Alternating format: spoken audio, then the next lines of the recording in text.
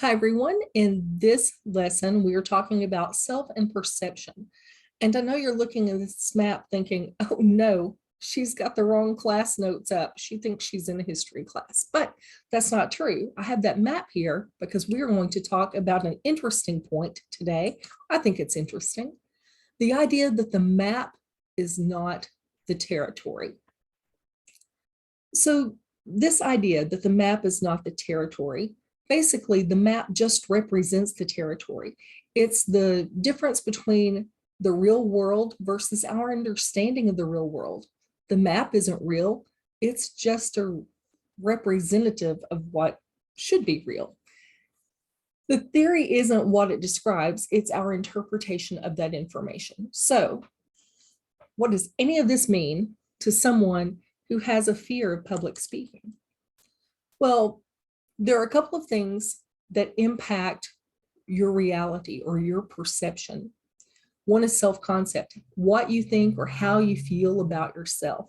The other is perception, which is what you think or how you feel about other people and the world around you. Those two things are connected and they are ever changing. The map isn't the territory. Remember, the map isn't the territory because the territory is ever changing, just like perception is changing. A map is fixed. It has the little borders drawn around it.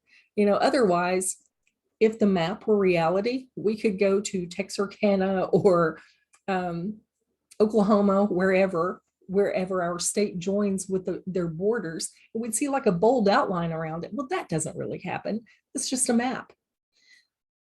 Your perception is ever changing. It can change daily. It can change minute by minute. 1 minute you have a good hair day, you walk outside, you get rained on, and you're cold and you're wet, and all of a sudden you're grumpy and you hate everything. I don't know if that's just me. It happens.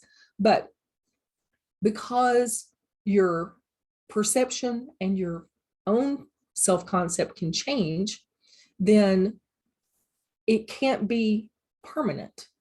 So the map isn't the territory. If the perception is changing, it can't be a map because that's fixed. So basically what that says is if you have a fear of public speaking, you can change and control that. Your fear is your border. Your border's just a map. So you can change that territory within so that you don't have to be stuck within those parameters, these borders that we automatically set for ourselves, sometimes intentionally and sometimes unintentionally. We build these walls up around us to protect us when we're scared of things. So don't let fear of public speaking stop you from speaking up in class or giving your opinion. Let's talk a little more about self-concept. So there are 3 different elements of self-concept that kind of help us build our opinions of ourselves. One is the reflected appraisal. This is when someone gives you a message about yourself, like, oh, you look really good in red. So maybe intentionally, maybe unintentionally, after you hear a couple of people tell you that, you may start buying more red clothing. Or your hair looks nice today. You may start fixing it that way a little more often because someone said it looked nice. And it makes you feel good. It's a compliment. Now, it doesn't always have to be a good thing. It could be a bad thing too. But for the sake of these examples, we'll keep it on the nice side. Social comparisons are when you compare yourself with others to see if you measure up, kind of like keeping up with the Joneses, if you've ever heard that phrase, or keeping up with the Kardashians. I don't know that any of us could keep up with the Kardashians, but anyway, it's when you compare yourself with others to see if you're good enough. Oh, everybody else in class made a B on the test and I made a C. I must not be smart enough. Or on the opposite side of that, I made a B in class and everybody else made a C. Wonder what's wrong with them. I guess they didn't study.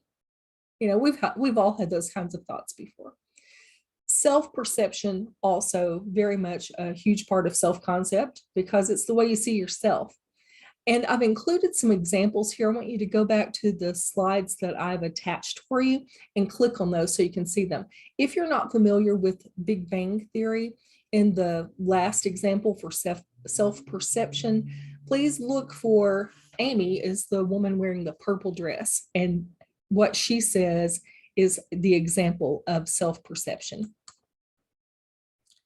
So something that's interesting to me, this book that I started using as a basis for my study of oral communication is pre-2020. And it says that there are some generalizations that we can safely make regarding gender and sex and self-concept. I disagree with that. I think it's changed, and I think it's going to continue to change. But just for the sake of conversation, I want to put this out to you. The idea behind this book that I began exploring oral communication through says that for men, self-concept is mostly through social comparison. The idea of, do I have enough? Am I making enough money? Am I making as much as this guy? Do I have a car or truck that's as nice as this guy's? That sort of thing. And that women derive most of their self-concept through reflected appraisals. Oh, you look nice today. Oh, I love your hair color, whatever. I think that that's changing, and you can have your own opinion about that as well. But I think that as we loosen up as a society on our expectations of gender and sex roles and the kind of generalizations that we assign to people, that we're going to see this change. I know plenty of women who have a self-concept that is based on social comparison, largely based on social comparison, and plenty of men who base their self-concept on reflected appraisal. So I think this is changing because self-perception changes. It's ever changing, as we learned a couple of slides back. So it makes sense that this is going to change too as society continues to change. So I said that you can change, right? Whatever it is, you can change your self-concept. You can change just about anything about you. And this is just a diagram to show that you can go from where you are now to where you want to be. And it takes a few steps along the way. It's not just a hop, skip, and jump. It takes a little bit of time. You have to learn to silence that inner voice that tells you you're not good enough. You have to stop depending on other people for your self-concept. You have to start looking at yourself and finding your strengths. And you need to start playing those up and forgetting about those weaknesses. Sometimes we think about our weaknesses to the point that they just eat us up. So when you stop doing that and you focus on your strengths, you can actually start to achieve more and more. You also have to accept yourself. Now, that includes the good and the bad. But when you recognize the bad, it means you can kind of push it aside and bring the good to the forefront. You have to avoid perfectionist tendencies. Know a lot of people with that. We want to be perfect, and it's hard to even get started if we know we're not going to be perfect. And I get that, but we're all a work in progress, and so that's something we can work toward. Also, it's important not to overreact to criticism. Not everyone is going to love you. That was a really hard lesson for me to learn when I was younger. Not everyone's going to like me. And I eventually just got to be okay with that. It was something that as soon as I realized I didn't have to please everyone, it kind of opened up a new world. It was like, whoa, the angels sang, the sun came out, all of that stuff. So the idea that you don't have to get approval from everyone and you don't have to please everyone who crosses your path, you can start to focus on yourself. And by doing that, you can accentuate your positive aspects and change those negative ones and become better. You can feel good and be adequate by feeling good. Then you can become a high achiever, which leads you to learning new skills, and then self-actualization of being the you that you've decided all along that you want to be. Again, it's a process, and sometimes it's not as easy as going from here up the steps to here. Sometimes we go up and then we drop back down and we have to go up again. But that's the good thing about a ladder, right? You can go down it or up it. And if you fall down it, you can crawl back up it again. So in making perceptions, whether they are about ourselves or others, we take 3 steps. We select information, we organize that information, and then we interpret it. The thing is, we can make bad perceptions if we delete some information. We kind of tend to overlook things.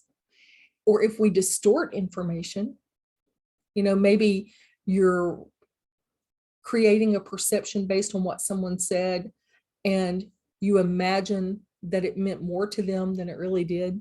And so in your mind, it's a big deal. To them, it was a little deal. So you've distorted it out of context at that point. Also, generalizations can be dangerous too when you start including those into your perceptions, like going back a few slides to the whole idea that men basically base their self-appraisal on social comparison. Maybe back in 2015, 2016, maybe so, but I don't think so anymore. So that's something that I base my own opinions on by what I see around me and the people I talk to and the people I see on TV, the people I see on reality TV or in any kind of show I watch, podcast I listen to, that sort of thing, the people I know, people I work with. So all of these things together become a part of how we make perceptions. Perceptions can be objective or subjective. For example, an objective reality is that today is Monday. The subjective reality is I hate Mondays. I have an opinion and I hate Mondays. Very subjective. Some people may love Mondays because it's the start of something new. Or, boy, sure, I'm glad that weekend is over. Said no one ever. But anyway, objective reality versus subjective reality. And how we can adjust to perceptual influences. So it's important to know whether your influences are objective or subjective. And the best way to do that is through these tips. You have to kind of stay on top. You have to stay on your toes. So plenty of rest is good, being healthy, exercising, all of those things that just make you a healthier person in general, because that helps you focus better. And when you're not tired, you can actually care enough to pick out objective and subjective. Also, you need to avoid drawing quick or hasty conclusions. Sometimes people want you to make a decision right away, and you just need a little more time. It's okay to take that time. Just say, I'm going to need some more time to think about that. That gives you time to research and learn more about whatever opinion you're trying to determine, whatever perception it is that you're trying to develop. Being available means being open, being open-minded, being open-minded enough to find new information and consider it, and to maybe potentially even consider that the ideas you have going into your research on whatever you're trying to develop your perception on may have been totally wrong altogether. Maybe you were totally wrong. Being available means that you're able to accept that you were totally wrong and make a change to be totally right. You also have to be committed, because this isn't a quick process always. And you also need to stay focused on changing, because again, perceptions change. I look at things differently today than I did when I was 20. And I looked at things when I was 20 differently than I did when I was 10. So time changes us. Time changes us. Situations change us. People around us change us and our perceptions. So it's just important to be aware of all of these aspects that go into our formation of our perceptions.